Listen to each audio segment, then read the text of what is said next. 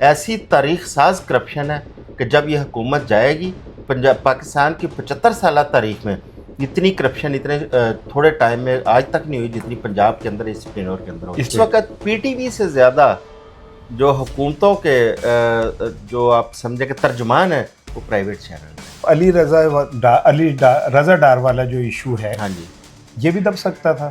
اب ڈار صاحب کے اوپر یہ سارا شکنجا ٹائٹ کرنا, اس کی بنیادی وجہ یہ ہے کہ یہ چیزیں نہ علی ڈار جو ان کے صاحبزادے ہیں وہ جو داستانیں چھوڑ کے آئے ہیں نا لنڈن میں, دبئی میں, پھر پاکستان میں, وہ سمجھتے ہیں کہ چھپی ہوئی ہے. وہ کس سے چھپی نہیں ہے. دبئی کے اندر بہت بڑی بڑی ہائی رائز بلڈنگز ہیں ان کی.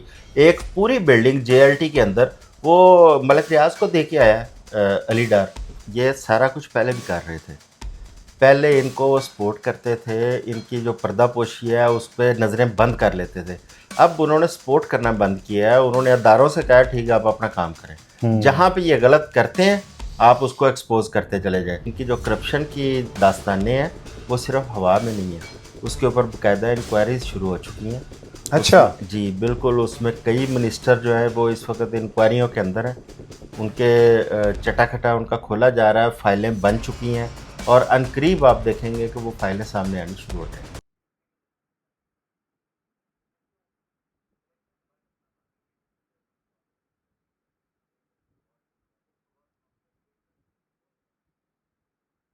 بسم اللہ الرحمن الرحیم. السلام علیکم. اسارانہ کا سلام قبول کیجیے گا. اسارانہ یوٹیوب چینل, فیس بک پیج پہ میں آپ کو خوش آمدید کہتا ہوں. شاد رہیں, آباد رہیں.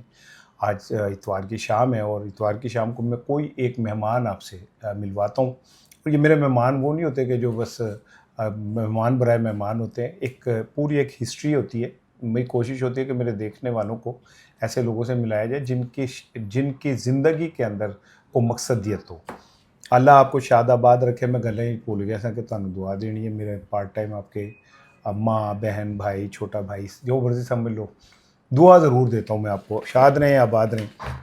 میرے ساتھ جو آج شخصیت موجود ہیں جناب اعظم چوہی صاحب. آپ صحافت کے اندر اور صحافی سیاست کے اندر اعظم چوہی صاحب ایک ٹریڈ مارک, ایک جسے کہنا چاہیے نا کہ ایک سمبل ہیں. یہ لاہور پریس کلب کے 3 دفعہ صدر رہے ہیں, 2 دفعہ جنرل سیکرٹری رہے ہیں. لیکن ان کی جو بطور صحافی سٹرگل ہے اور سیاست پہ جو نظر ہے وہ بڑی امپورٹنٹ ہے. ایک چینل کے اوپر اعظم صاحب پروگرام بھی کرتے ہیں. السلام علیکم جی صاحب. جی وعلیکم السلام, شکریہ رانا صاحب. جی صاحب, میں سیدھا بجائے ادھر ادھر کی بات کرنے کے سیدھا آتا ہوں. مجھے اچھی طرح یاد ہے میں آپ کے ساتھ تھا گورنر ہاؤس میں, تو آپ پی ٹی وی پہ پروگرام کرتے تھے, تو میں آپ کے ساتھ ہی بیٹھا ہوا تھا. شہباز شریف صاحب میرا خیال نگران وزیر اعظم آئے تھے. نہیں نگران نہیں تھے, پی ڈی ایم 1 گورنمنٹ تھی. پی ڈی ایم 1 گورنمنٹ تھی اور کاکڑ کے بعد پرائم منسٹر آئے تھے اور بڑے اس میں تھے, تمطراق میں تھے. مریم اورنگزیب ان کے ساتھ تھی. تو میں نے بہت دفعہ ہاتھ اٹھایا سوال کرنے کے لیے, 2 دفعہ بھی ہاتھ اٹھایا. لوگ سمجھے پنگڑا پا رہے ہیں. میں نے کہا میں سوال کرنا چاہ رہا ہوں, مجھ سے سوال ہی, لیکن وہ چوہی صاحب کی لاٹری نکل آئی.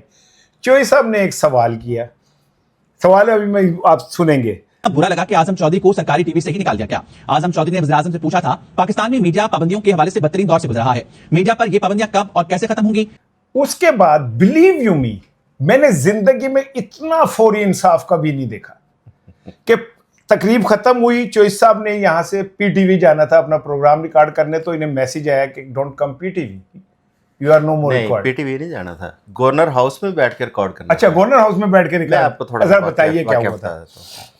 یہ شہباز شریف جو پی ڈی ایم 1 گورنمنٹ ہے وہ مطلب بالکل خاتمے پر تھی, اس کا ٹینیور ختم ہو رہا تھا.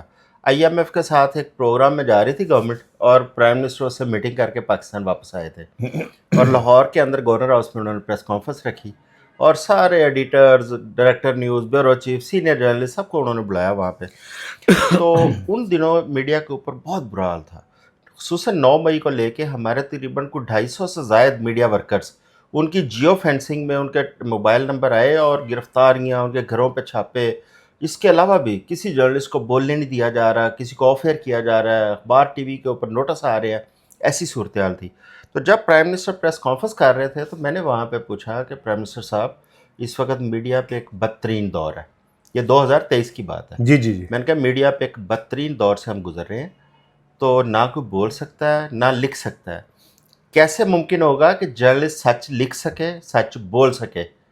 अच्छा, अभी इतनी बात हुई है तो वहाँ पे आपको पता है सन्नाटा छा गया, प्राइम मिनिस्टर भी खामोश और मिनिस्टर भी खामोश, कोई जवाब नहीं दे रहे। अच्छा, उसके बाद उस समय मेरा ख्याल है Maryam Aurangzeb federal minister information थी। अच्छा, अभी ये फ्यू सेकंड्स, मिनट भी पूरा नहीं हुआ, फ्यू सेकंड में एक साहब जो गए, हमारे दोस्त भी हैं, सीनियर ब्यूरोक्रेट हैं, वो मेरे पीछे आए, पिछली आपके और मेरे बैक साइड पे, उन्होंने आके मेरे कान में कहा कि आज़म आपको पीटीवी से ऑफ एयर कर दिया गया है। उसी टाइम मैं मुस्कुराया। अच्छा, उसके थोड़ी देर बाद जब वो प्रेस कॉन्फ्रेंस ख़त्म होती है, मुझे सलमान गनी साहब कहते हैं कि चले शो करें। अब वो एक रिकॉर्डिंग करनी थी, मुजीबुर रहमान शामी साहब, सलमान गनी साहब और मैंने, और गवर्नर हाउस के अंदर बैठ के पीटीवी के लिए रिकॉर्ड करवानी थी। तो मैंने उनको मुस्कुरा के कहा, मैंने कहा सलमान साहब आप और शामी साहब करें, मैं ऑफ एयर हो गया हूँ। कहते कि ये कैसी बात? मैंने कहा जी हाँ, मुझे अभी पैगाम मिला है। अब बात यह है कि राणा साहब अच्छा नहीं, यहाँ एक मिनट रुके, क्यों ऐसा नहीं हुआ कि सलमान गनी साहब या शामी साहब को उसी टाइम वजीर आजम से बात करनी चाहिए थी? वहाँ पे अच्छा चाय भी पी रहे थे फिर सारे। अच्छा, सलमान साहब या शामी साहब चले, उन्होंने अगर बात नहीं की तो उन्होंने इस पे कोई मुखालफत भी नहीं, जाहिर है। हाँ, मैं हैरान हुआ कि मेरे कुछ सीनियर जर्नलिस्ट इस वक्त प्रोग्राम कर रहे हैं, कोई पीटीवी पे कर रहा है, कोई और टीवी पे कर रहा है, मेरे पास आए तो मुझे कहते हैं कि यार तूने ये क्या क्वेश्चन कर दिया है, कौन से बदतरीन हालात हैं? मैंने कहा भाई, मैंने आप लोगों के लिए, जर्नलिस्ट के लिए मैंने बात की है, मैंने अपनी ज़ात के लिए नहीं की। और दूसरी बात यह है कि अगर आप आज गवर्नमेंट के कोई बेनिफिशरी हैं, आपको फ़ायदा पहुंच रहा है और आप समझते हैं कि सब ठीक है, ऐसे नहीं है। अच्छा, मुझे अफसोस उन लोगों पे हुआ था कि जिनको ये सवाल के ऊपर गवर्नमेंट से ज़्यादा उनको एतराज़ था। अच्छा, ये कहा जाता है कि इमरान खान का दौर बड़ा सहाफ़ियों के लिए बुरा था, अगर हम दो अदवार को कंपेयर करें तो आप क्या कहेंगे? अच्छा जी, इमरान का दौर भी अच्छा नहीं था। मैं उस वक़्त भी 2018 में प्रेसिडेंट था जब इमरान खान की गवर्नमेंट आती है और उस्मान बुज़दार चीफ मिनिस्टर बनते हैं। उस वक़्त मीडिया के ऊपर एक डिक्लाइन शुरू हुआ था, बहुत ज़्यादा प्रेशर शुरू हुआ था। बुनियादी तौर पर राणा साहब, पाकिस्तान के अंदर मीडिया का जो एक मॉडल है पूरा, उसको तब्दील किया जा रहा था। पाकिस्तान में एक टाइम था कि मीडिया मादर पिदर आज़ाद था, इलेक्ट्रॉनिक मीडिया खसूसन, क्योंकि प्रिंट मीडिया के अंदर हम थोड़ा सा उसके कोई रूल्स रेगुलेशंस को देखते थे लिखते हुए। इलेक्ट्रॉनिक मीडिया के ऊपर आपको याद है प्रेसिडेंट मुशर्रफ के ख़िलाफ़, प्रेसिडेंट जरदारी के ख़िलाफ़ मीडिया में क्या कुछ बोला गया, लिखा गया। अच्छा, अब वो मीडिया को कंट्रोल करना चाह रहे थे जो ताकतवर कुव्वतें हैं, जो सियासी पार्टियां हैं, और इमरान खान के दौर में मीडिया का वो सिलसिला शुरू हो गया था कंट्रोल करने का। थाईलैंड के अंदर इसी तरह का एक वहाँ पे कू हुआ था और वहाँ पे भी मीडिया मादर पिदर आज़ाद था। वो एक मॉडल था जो अप्लाई किया जा रहा था, जिसमें से आज हम गुजर रहे हैं। और मेरा अपना ख्याल है कि अभी ये इसका इख्तिताम नहीं हुआ, आगे जाएगा, हम आगे जाएंगे, क्योंकि अभी हम पहुँचे हैं थाईलैंड मॉडल पे। अब हमने जाना है चाइना और सऊदी अरब मॉडल पे, क्योंकि इस वक्त पीटीवी से ज़्यादा जो हुकूमतों के जो आप समझे कि तर्जुमान है वो प्राइवेट चैनल्स हैं। अच्छा, मैंने अब आगे जाना है, लेकिन मैं वैसे मुझे याद है कि इमरान खान के से मीडिया नाराज़ इसलिए हुआ कि इमरान खान ने आके जो इश्तहारात थे उसके ऊपर एक चेक रखा कि भाई ये क्या बात हुई, एक चैनल है इस्लामाबाद का, मैं चले नाम नहीं लेता, उसके पर मिनट जो थे वो जियो से भी महंगे थे और उसकी विजिबिलिटी भी कोई नहीं थी और करोड़ों रुपए के इश्तहार जाते थे। इसी तरह अखबारात को करोड़ों के इश्तहार जाते थे जाली सर्कुलेशन के नाम पे। इमरान खान ने या फवाद चौधरी साहब ने पहली दफ़ा ये कहा कि भाई जो रैशनल होकर चीज़ बनती है वो देंगे, जहाँ से मीडिया इमरान खान से बड़ा नाराज़ हुआ। अच्छा, चले आगे चलते हैं। नहीं, इसकी नाराज़गी देखें मीडिया के साथ ओवरऑल नहीं थी, जो मालकान थे कुछ, उनके इश्तहारात का मामला था। हाँ जी। और हमारे कुछ लिखने वाले और बोलने वाले जो ज़रा वाइब्रेंट थे लोग, उनके ज़ाती मुफादात का मामला था। आज आपको वही बातें आपको हुकूमत के हक़ में उठती हुई नज़र आती हैं, हुकूमत के साथ वो खड़े होते नज़र आते हैं। बिल्कुल ऐसा। अब आप भी उस दौर के अंदर, आप भी पीटीवी पे शो करते रहे, मैं भी। यार, हमें तो ना सियासी गवर्नमेंट ने हमें वो शो दिया था, ना फौजियों ने दिया था। बिल्कुल, ना हमें फौजियों ने दिया, ना अब हुकूमत ने। इमरान खान की गवर्नमेंट ख़त्म होती है तो अचानक एक फ़ोन आता है पीटीवी से कि जी हम ये शो कर रहे हैं शुरू, अगर आप ज्वाइन करना चाहेंगे अच्छा, मैंने कहा जी कर लेते हैं। मज़े की बात बताऊं, मुझे ये भी नहीं पता था कि पीटीपी पैसे देता है, और 3 माह तक मुझे एक पैसा नहीं मिला। मुझे 3 माह बाद किसी ने पीटीपी में बताया कि भाई इसके पैसे मिलते हैं। मैंने कहा अच्छा वो कौन देता है? कहते हैं जी कि आप अपने प्रोग्रामिंग हेड से कहें, वो एक अप्रूवल बन के जाती है। हमारे तो ये हालात थे। ऐसे ही है, ऐसे तो ही है। आज हम सुनते हैं मिलियंस, 2 मिलियन, 2.5 मिलियन ये सैलरी, ये तो हमारी समझ से बालातर है। मैंने अपनी सारी जिंदगी कभी इतनी तनख्वाह नहीं ली जितने वो कल के जो बच्चे हैं, चले अल्लाह खुश रखे हाँ, जी, नहीं उन्हें नहीं, रिस्क मिल हम रहा है। उस पर खुश हैं हाँ जी, अगर हाँ। उनको मिलती जो है। सब सियासत, ये पिछले कुछ दिनों से कुछ चीज़ें ऐसी हो रही हैं, जैसे पंजाब को ले लें। पंजाब में एक मिनिस्टर के अजीज के घर छापा पड़ता है मनशियात के ऊपर, एक मिनिस्टर की अखलाकी किरदार सामने आता है, कुछ मिनिस्टर्स के मुख्तलिफ क्राइम में मुलविस होने की इतलात आती हैं। फिर अब ताज़ा तरीन अली डार वाला वाक़या सामने आ जाता है। फिर स्पीकर कौम सूबाई असम्बली का किरदार ज़रा उभर के सामने आता है।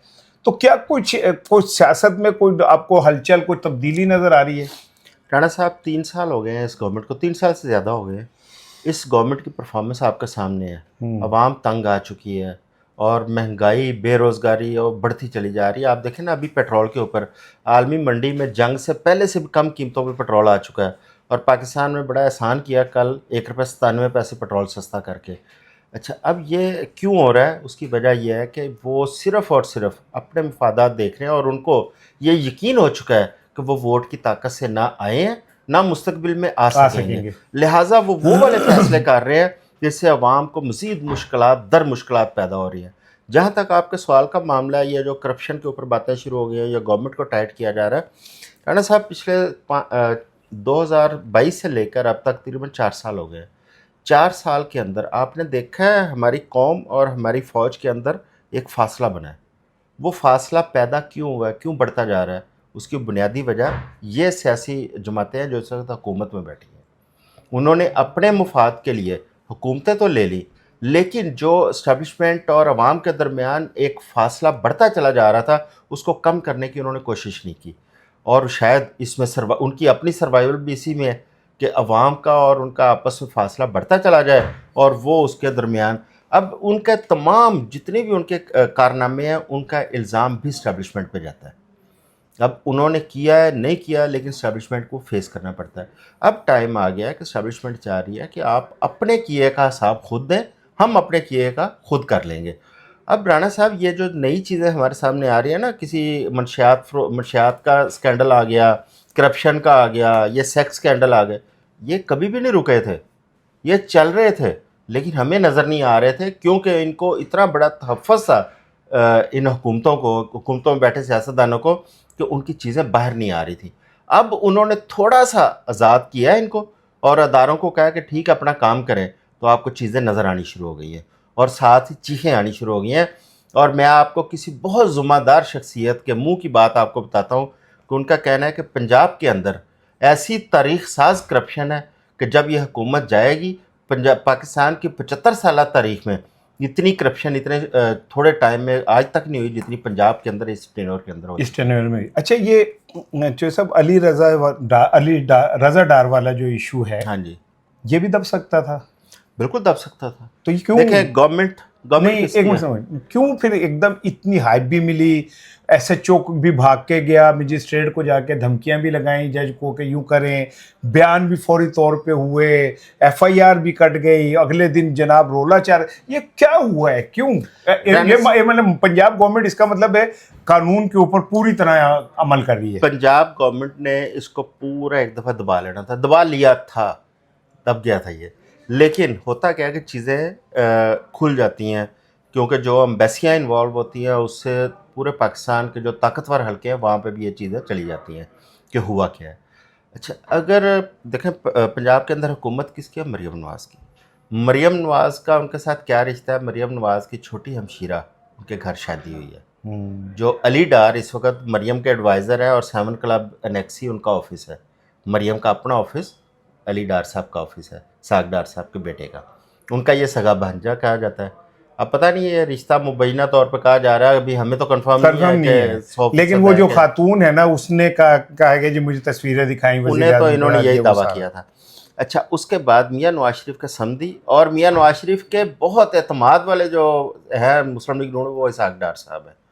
اب ڈار صاحب کے اوپر یہ سارا شکنجہ ٹائٹ کرنا، اس کی بنیادی وجہ یہ ہے کہ یہ چیزیں نہ علی ڈار جو ان کے صاحبزادے ہیں، وہ جو داستانیں چھوڑ کے آئے ہیں نا لنڈن میں، دبئی میں، پھر پاکستان میں، وہ سمجھتے ہیں کہ یہ چھپی ہوئی ہے. وہ کس سے چھپی نہیں ہے؟ کرپٹو کرنسی کی.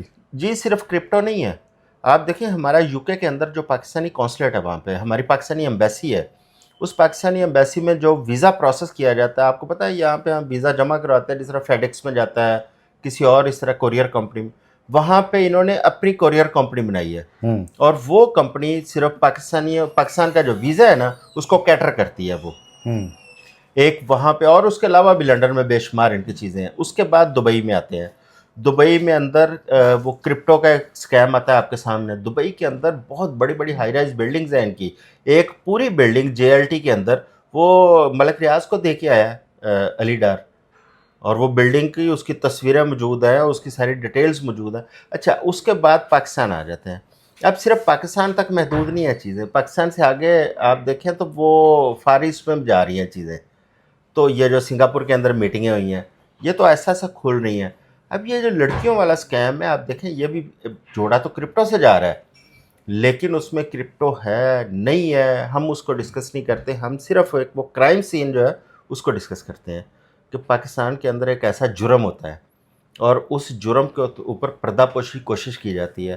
اگر ایک لڑکی کا باپ کسی ایمبیسی کو انوالو نہ کرتا، پولیس کو انوالو نہ کرتا، تو یہ چیزیں وہیں پہ دب گئی تھیں، اور انہوں نے پوری کوشش کر کے انہوں نے چھپا لیا تھا. لیکن پھر طاقتور حلقوں کے علم میں آتی ہیں چیزیں. طاقتور حلقے بھی اس معاملے میں انوالو ہیں کہ یہ کیس FIR یہ وہ سارا کچھ ان کے علم میں آتی ہیں. جو پولیس نے مینوپولیٹ کرنے کی کوشش کی ہے، انہوں نے بہت اس کے اوپر پیرا دیا، اور پوری توجہ سے انہوں نے کہا کہ بالکل یہ مینوپولیٹ نہیں ہونے دیا جائے گا، جو واقعہ ہے اس کو رپورٹ کریں. تب FIR ہوئی ہے، تب بیان ہوئے ہیں، ورنہ رانا صاحب یہ تو مینج کر گئے تھے ساری چیزیں. اچھا ایک منٹ رکے. یہاں لاہور میں ایک منسٹر کے عزیز کے گھر چھاپا پڑتا ہے منشیات کا، تو جو فورس وہاں گئی ان کو پولیٹیکلی کوشش کی گئی کہ ان کو روکا جائے، ان کو یہ کیا جائے، یہ وہ نہیں انہوں نے سنا. میری بھی کسی ان کے افسر سے بات ہوئی تو میں نے کہا آپ نے اتنا پریشر لے لیا کہ CM کا بہت قریبی آدمی کے ساتھ یہ ہوا. تو ان کا جی ہمیں یہ کہا گیا تھا کہ کسی کا پریشر نہیں لینا، جو ہے وہ کرنا ہے میرٹ. اس کا مطلب یہ کہ کہیں کوئی ایسا ہے جو اب یہ پنجاب میں یہ ہونے والی چیزوں پہ پردہ پوشی کے بجائے وہ یہ ایکسپوز بھی کروا رہا ہے اور اس کو آن ریکارڈ بھی لا رہا ہے، اور وہ گورنمنٹ کا پریشر بھی نہیں آنے دے رہا ہے ان اداروں پہ. رانا صاحب میں نے پہلے عرض کیا ہے کہ یہ سارا کچھ پہلے بھی کر رہے تھے. پہلے ان کو سپورٹ کرتے تھے، ان کی جو پردہ پوشی ہے اس پہ نظریں بند کر لیتے تھے. اب انہوں نے سپورٹ کرنا بند کیا ہے، انہوں نے اداروں سے کہا ٹھیک ہے آپ اپنا کام کریں، جہاں پہ یہ غلط کرتے ہیں آپ اس کو ایکسپوز کرتے چلے جائیں. دوسری بات یہ ہے کہ ان کی جو کرپشن کی داستانیں ہیں وہ صرف ہوا میں نہیں ہیں، اس کے اوپر باقاعدہ انکوائریز شروع ہو چکی ہیں. اچھا جی بالکل، اس میں کئی منسٹر جو ہے وہ اس وقت انکوائریوں کے اندر ہیں، ان کے چٹا کھٹا ان کا کھولا جا رہا ہے، فائلیں بن چکی ہیں، اور عنقریب آپ دیکھیں گے کہ وہ فائلیں سامنے آنی شروع ہو جائیں گی. اچھا تو یہ بتائیں کہ وفاق میں یہ کہا جا رہا ہے کہ جی محسن نقوی کو گروم کیا گیا ہے اور وہی would be the replacement of prime minister اگر کبھی ضرورت ہو. پنجاب میں پچھلے کچھ دنوں سے اسپیکر ملک احمد خان صاحب کو دیکھا جا رہا ہے کہ ان کا رول بھی سامنے آیا. میں ابھی ان کا ایک کلپ دیکھ رہا تھا جس میں انہوں نے کہا کہ IG کو بلائیں، نہیں تو پھر میں بلاؤں گا تو پھر بہت برا ہوگا. تو پنجاب میں وہ مریم کے ہوتے ہوئے کوئی شخص اس سطح کے اوپر اس لہجے میں بات کرے، یہ میرے لیے بڑی عجیب سی بات. لیکن کتنے دن اس کے بعد کوئی لہجے میں آپ نے فرق محسوس کیا؟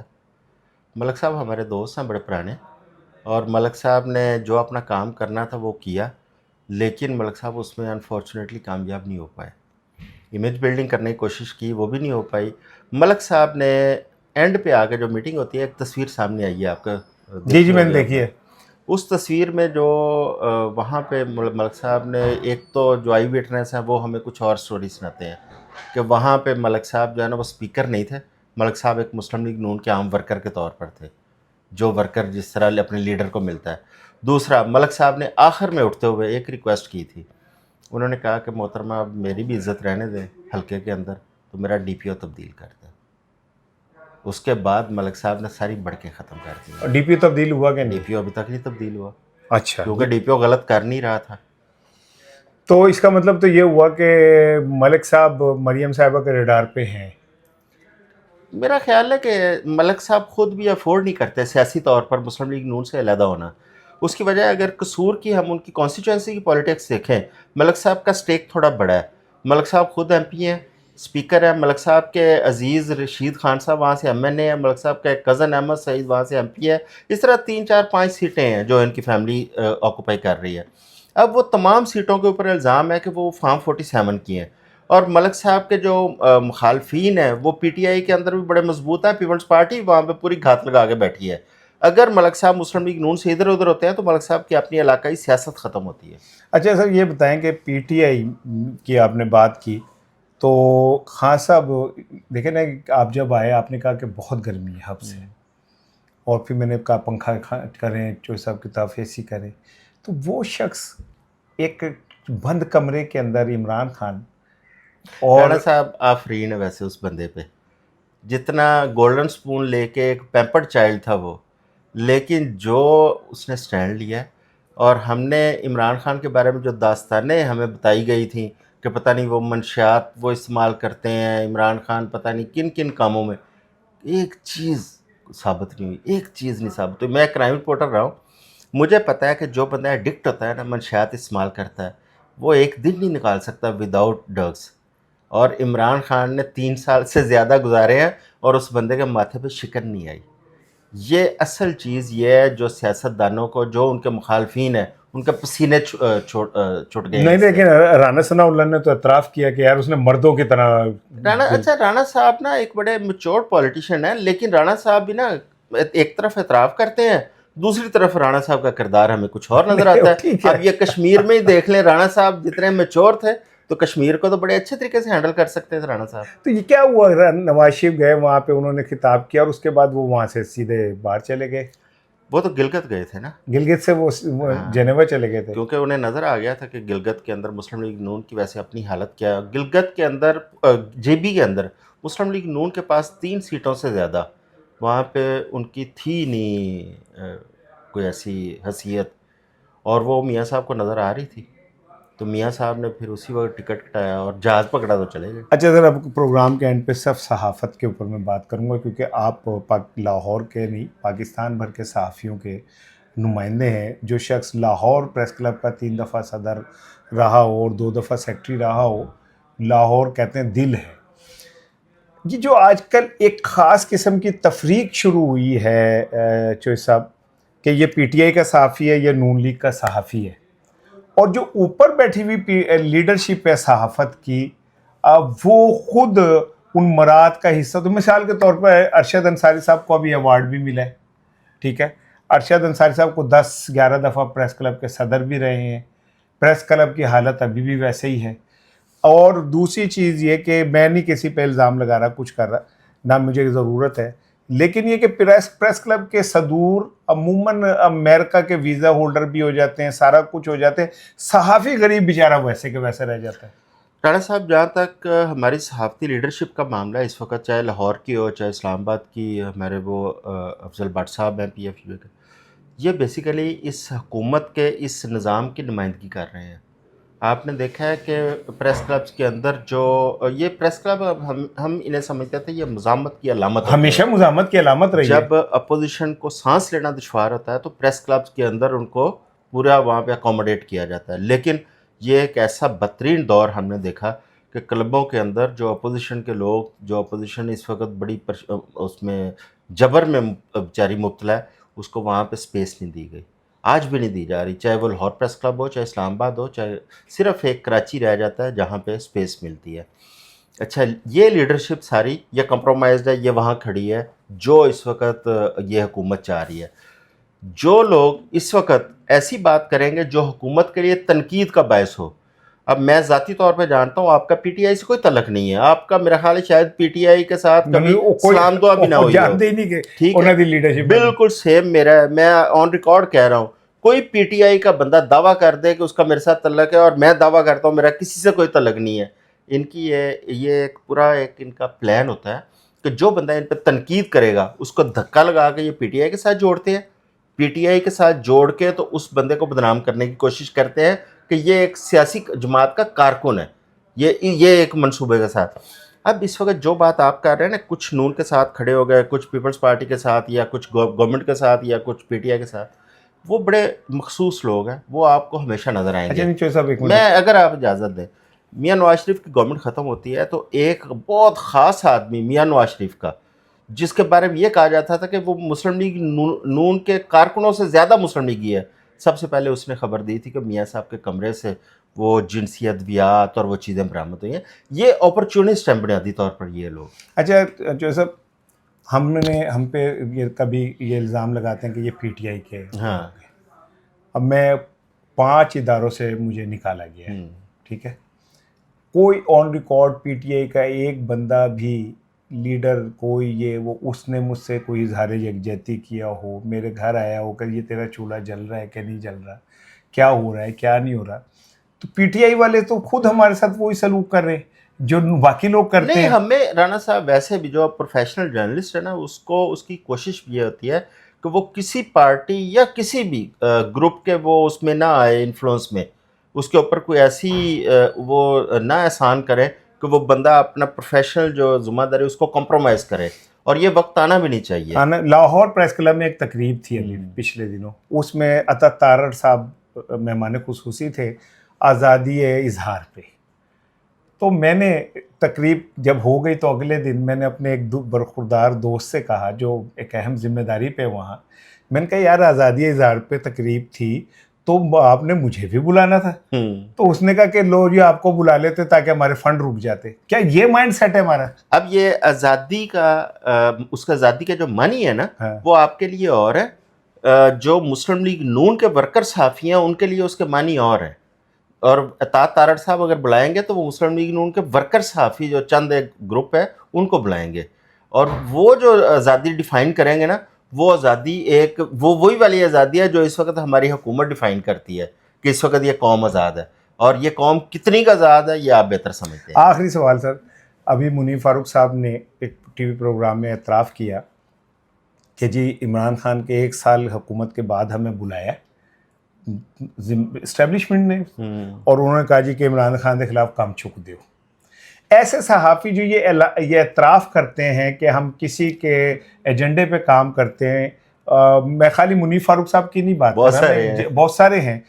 تو سر ان کو اتنی بڑی بڑی تنخواہیں بھی ملتی ہیں چینلز میں, ریٹنگ 0 ہو پھر بھی کوئی فرق نہیں پڑ رہا ہوتا, تو کیا, اور پھر وہ خود کو ایلیٹ کلاس کہلاتی ہے صحافت کی. ایک تو اسٹیبلشمنٹ کو یہاں پہ یہ سمجھ لینے کی ضرورت ہے کہ بیوقوف دوست سے عقل مند دشمن اچھا ہوتا ہے. یہ بیوقوف دوست ہے جو بظاہر تو اسٹیبلشمنٹ کے اپنے رابطے لوگوں کو بتا کے تو پتہ نہیں کیا لوگوں کو انسپائر کرنا چاہتا ہے, لیکن بنیادی طور پر اسٹیبلشمنٹ کی بدنامی کا باعث بن رہے ہیں. بھائی ہم تو ٹل کھڑکا سکتے ہیں بھائی, ہم تو یہی کہہ سکتے ہیں پاکستان ہمارا, یہ ادارے ہمارے, پاکستان کی بقا مستقبل ہمارا. اور ایسے میں وہ صحافی جو کسی طوائف سے بھی سستی قیمت کے اوپر خود کو بیچ دیتے ہیں اور صحافی بھی کہلاتے ہیں, ان سے بہتر تو وہ صحافی ہیں جن کے گھر میں بھوک ہے لیکن سچ کہنا نہیں چھوڑے. اعظم جو صاحب کی آج آپ نے گفتگو سنی, کامنٹ سیکشن میں ضرور بات کیجیے گا, کیونکہ آج میں نے ایک ٹرو جرنلسٹ سے آپ کی ملاقات کرائی ہے. اپنا خیال رکھیے گا. السلام علیکم.